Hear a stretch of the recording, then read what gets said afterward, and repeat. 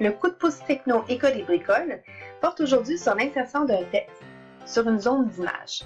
On va le voir avec Word, PowerPoint et Notebook. Commençons par Word tout d'abord. Vous avez inséré ce type de cadre qui se trouve dans votre ensemble DocuDéco, cadre dans lequel on peut insérer un texte en fait à l'intérieur. Dans Word, vous n'avez qu'à insérer une zone de texte, inscrire votre texte, et vous pouvez tout simplement la déplacer. En fait, la zone de texte aussi, il est possible donc de modifier les caractères et la grosseur. Arrive un élément par contre important, celui de voir la zone de texte. C'est pas très joli, alors ce qu'on va faire, on clique sur la zone. Il est possible ensuite, avec le bouton de droite sur la souris, d'aller modifier le contour. Vous pouvez le mettre blanc ou la couleur de votre choix ou tout simplement le mettre sans contour.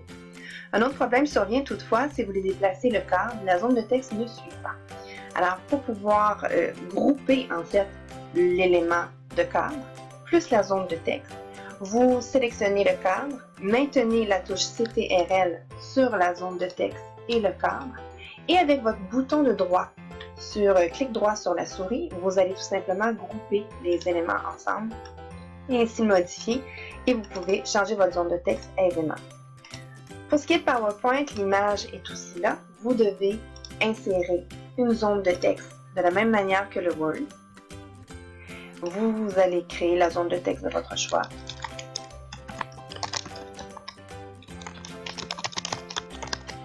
Et vous pouvez encore une fois modifier en fait la grandeur et tout ça de la zone. La même chose se produit, la zone de texte ne suit pas l'image.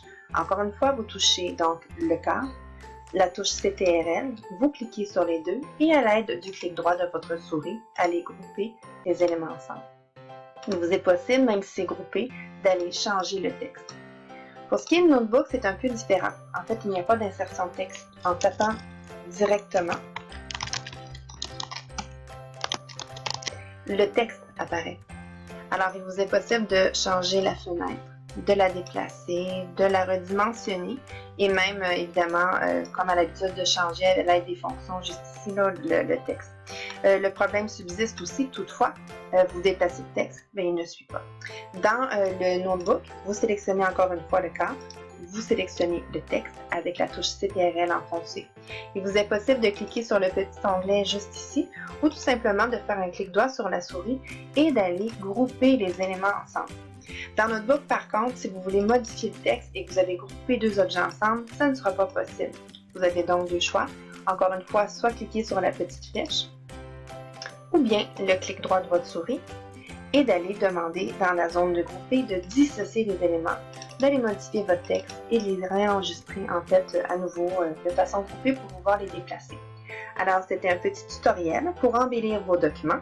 Alors, vous voyez qu'il n'y a rien de plus simple avec les trucs coup de pouce techno.